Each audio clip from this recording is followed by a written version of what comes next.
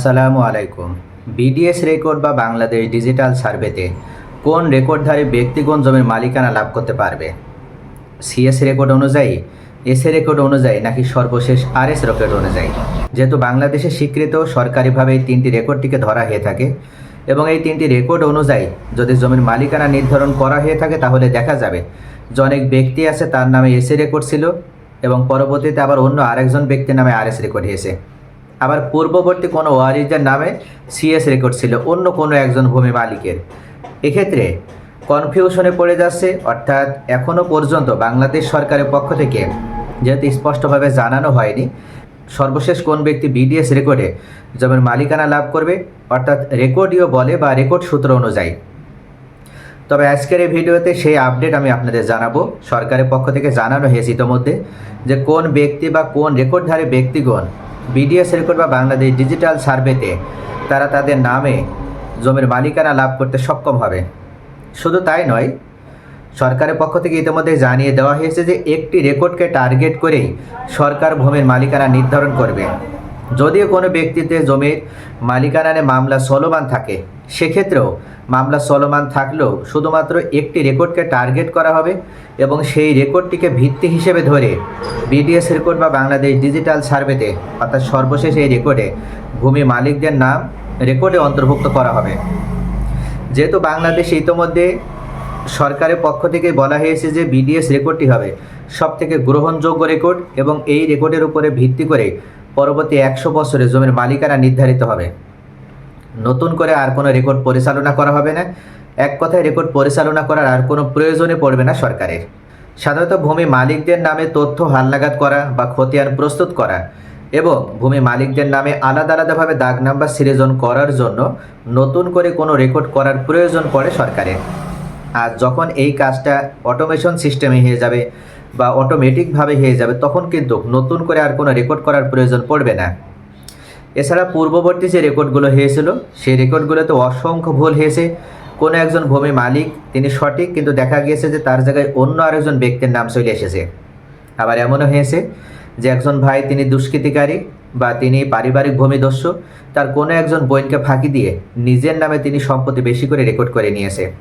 আবার এটাও হয়েছে অন্য কোনো ভাইকে ফাঁকি দিয়েও তিনি দেখা গিয়েছে যে সবথেকে মূল্যবান সম্পত্তি বা বেশি মূল্যের সম্পত্তি নিজের নামে রেকর্ড করেছে আর কম মূল্যের সম্পত্তি অন্য ভাইদের নামে বা অন্য বোনদের নামে রেকর্ড করে দিয়েছে।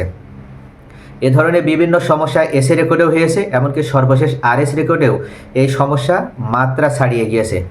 অর্থাৎ এই কারণেই বিগত সময়ে যে রেকর্ডগুলো হয়েছে সেই রেকর্ডগুলোতে এত বেশি পরিমাণ ভুল হওয়ার জন্যই বাংলাদেশে যে দেওয়ানি মামলাগুলো চলমান রয়েছে সেই দেওয়ানি মামলা যদি অ্যানালাইসিস করা হয় তাহলে দেখা যায় যে 75% মামলাই এই রেকর্ড সংক্রান্ত মামলা। আর এখন থেকেই সরকার এই বিষয়টিকে গুরুত্ব সহকারে বিবেচনায় নিয়ে রেকর্ড সংক্রান্ত মামলা যেন বাংলাদেশে আর না থাকে, রেকর্ড সংক্রান্ত মামলার পরিমাণ যেন একবারে 0%-এ নামিয়ে আনা সম্ভব হয়, এটাকে টার্গেট হিসেবে গ্রহণ করেই বাংলাদেশ ডিজিটাল সার্ভে বা বিডিএস সার্ভে নতুন করে সরকারের পক্ষ থেকে চালু করা হচ্ছে। আর এই বিডিএস সার্ভেতে শুধুমাত্র তাদেরকেই মালিকানা প্রদান করা হবে যাদের নামে এই একটি রেকর্ডে নাম আছে। কোন সে রেকর্ড? যে রেকর্ডটিকে ভিত্তি হিসেবে ধরে সরকার এই বিডিএস রেকর্ড পরিচালনা করছে আজকে আমি আপনাদের জানাবো। যদিও বাংলাদেশে যে তিনটি রেকর্ডটিকে আমরা বলে থাকি যে সরকারের পক্ষ থেকে পরিচালনা করা হয়েছে তার ভিতরে সিএস রেকর্ড ছিল সবথেকে গ্রহণযোগ্য রেকর্ড। ব্রিটিশ সরকারের সময় এই রেকর্ড করা হয় এবং এই রেকর্ডে ভুলের পরিমাণ নেই বললেই চলে। অর্থাৎ সিএস রেকর্ডে যাদেরকে মালিকানা দেওয়া হয়েছিল তারা প্রকৃত অর্থেই মালিক, যার কারণে তারা সিএস রেকর্ডে মালিকানা পেয়েছিল। পরবর্তীতে যখন পাকিস্তান সরকার ক্ষমতায় আসলো 1947 সালে দেশ বিভক্ত হয়ে যাওয়ার পরে, সেই সময়ে মূলত এসএ রেকর্ড যখন পাকিস্তান সরকার পরিচালনা করলো তখন দেখা গেল যে বিভিন্নভাবে যারা জমির মালিক নয় তাদের নামও রেকর্ডে নাম এসে যাচ্ছে, তাদের নামও রেকর্ড হয়ে যাচ্ছে।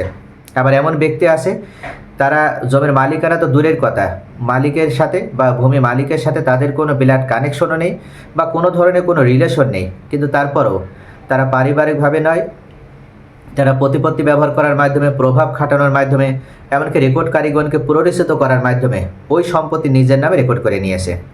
এ ধরনের ঘটনা এসএ রেকর্ডের সময় অনেক হয়েছে।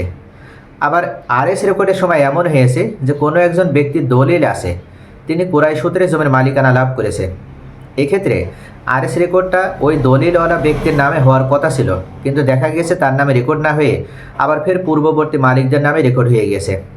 আবার এমনও হয়েছে রেকর্ডে জমির পরিমাণ কম বেশি হয়ে গেছে।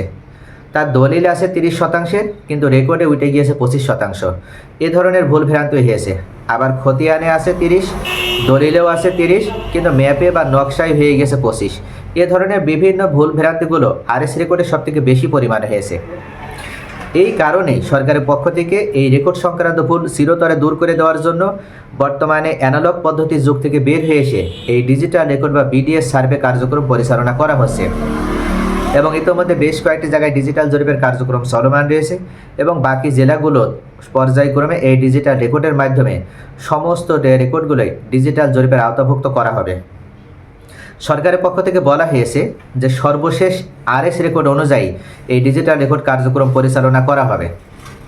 মাঠ পর্যায়ে যে রেকর্ড কারিগর কর্মরত থাকবে বা দায়িত্বপ্রাপ্ত থাকবে তাদেরকে নির্দেশ দেওয়া হয়েছে যে সর্বশেষ রেকর্ডে বা আরএস রেকর্ড অর্থাৎ কোনো এলাকায় যখন বিডিএস রেকর্ড কার্যক্রম পরিচালনার জন্য রেকর্ড কারিগর যাবে তখন ওই এলাকায় সর্বশেষ রেকর্ড যেটা সেটা আরএস রেকর্ড হতে পারে, বিআরএস রেকর্ড, সিটি জরিপ বা যে কোনো রেকর্ড যে নামেই হোক, ওই রেকর্ডটিকে ভিত্তি হিসেবে ধরে, ওই রেকর্ডটিকে ফাউন্ডেশন হিসেবে ধরে এবং ওই রেকর্ডে যে ব্যক্তির নাম রয়েছে তাকেই মালিকানার প্রকৃত মালিক হিসেবে ধরে তার নামে আবার বিডিএস রেকর্ডও করে দিতে হবে বা বিডিএস রেকর্ডে তার নাম অন্তর্ভুক্ত করতে হবে।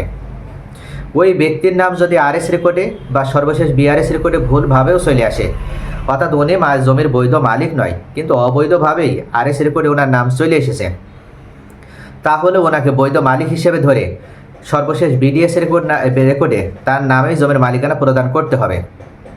তবে এখানে একটি সুযোগ রাখা হয়েছে সরকারের পক্ষ থেকে, সেটা হচ্ছে যদি কোনো জমিতে মামলা চলমান থাকে, অর্থাৎ আরএস রেকর্ডের সময় ভুল হয়েছে, প্রকৃত মালিক যারা তারা জানতে পেরেছে যে আরএস রেকর্ডটা তাদের নামে হওয়ার দরকার ছিল কিন্তু তাদের নামে না হয়ে অবৈধ মালিকের নামে হয়ে গেছে। এখন আরএস রেকর্ড সংশোধনের জন্য কোর্টে মামলা চলমান আছে। যেহেতু কোর্টে মামলা চলমান আছে, এই মামলার নিষ্পত্তি এখনও হয়নি, তারপরও সেখানে বিডিএস রেকর্ড সরকারের পক্ষ থেকে শুরু করা হয়েছে।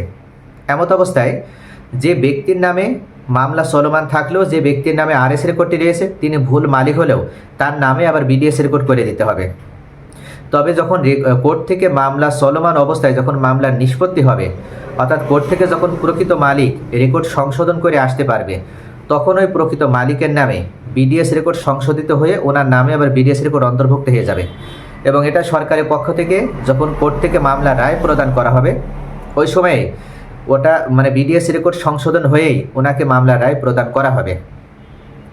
তাহলে এই ক্ষেত্রে যাদের নামে অবৈধভাবে রেকর্ডের নাম এসে গিয়েছে তাদের নাম আবার বিডিএস রেকর্ডে অন্তর্ভুক্ত হলেও দেখা যাচ্ছে যে তারা স্থায়ীভাবে মালিকানা ধরে রাখতে পারছে না, কেননা তাদের নামে তো অবৈধভাবে মালিকানা এসেছিল। অনেক ভূমি মালিক আছে তারা বৈধ মালিক কিন্তু আরএস রেকর্ডে তাদের নাম আসেনি, তারা এখন অপেক্ষায় আছে যে যখন বিডিএস রেকর্ডে আসবে তখন তারা মালিকানার প্রয়োজনীয় যে ডকুমেন্টসগুলো, যে প্রয়োজনীয় পেপারসগুলো, যে রিকোয়ারমেন্টসগুলো তাদের আছে সেই মালিকানার প্রমাণগুলো বিডিএস রেকর্ডে কর্মরত বা দায়িত্বশীল কর্মকর্তাদেরকে দেখানোর মাধ্যমে তেনারা বিডিএস রেকর্ডে তাদের নাম অন্তর্ভুক্ত করে নেবে। কিন্তু এটা কিন্তু কখনও হবে না, মনে রাখবেন। আপনার মালিকানার তথ্যগুলো যে সঠিক এটা প্রমাণ করার জন্য বিজ্ঞ আদালতে শরণাপন্ন আপনাকে হতে হবে, অর্থাৎ কোর্টের দ্বারস্থ হয়ে আপনি যখন মামলা দায়ের করবেন তখনই কেবল কোর্ট থেকে যাচাই বাছাই হওয়ার মাধ্যমে আপনার মালিকানার পক্ষে যখন সঠিক প্রমাণ পাবে তখন আপনার পক্ষে রায় প্রদান করবে এবং বর্তমান রেকর্ডে যার নাম রয়েছে তাকে রেকর্ড থেকে তার নাম তখন আপনার পক্ষে যেমন রায় প্রদান করা হবে ঠিক তেমনইভাবে বর্তমান রেকর্ডে যার নাম রয়েছে তার নাম কেটে দেওয়া হবে, তার মালিকানা খারিজ করে দেওয়া হবে এবং সেখানে আপনার নামে মালিকানা প্রদান করা হবে। আর সেই মালিকানার ডকুমেন্টস অনুযায়ী আপনি আবার সর্বশেষ বিডিএস রেকর্ডে আপনার নামে আপনি রেকর্ড করে নিতে পারবেন। কিন্তু রেকর্ড সংশোধন হওয়ার পূর্বে রেকর্ড চলে আসলে অসুবিধা নেই, আবার ভুল মালিকের নামে যদি রেকর্ড হয়েও থাকে তাহলেও সমস্যা নেই। আপনি ইতোমধ্যে যদি মামলা করে থাকেন তাহলে খুব ভালো আপনার রেকর্ড সংশোধনের জন্য, আর যদি মামলা না করে থাকে তাহলে অনতিবিলম্বে মামলা দায়ের করেন। নতুবা কখনও কিন্তু আপনার মালিকানার সকল ডকুমেন্টসগুলো সঠিকভাবে থাকলেও আপনি এই বিডিএস রেকর্ডে আপনি নাম অন্তর্ভুক্ত করে নিতে পারবেন না, আরএস রেকর্ডে যার নামে রয়েছে সেই নাম অন্তর্ভুক্ত করে নিতে পারবে।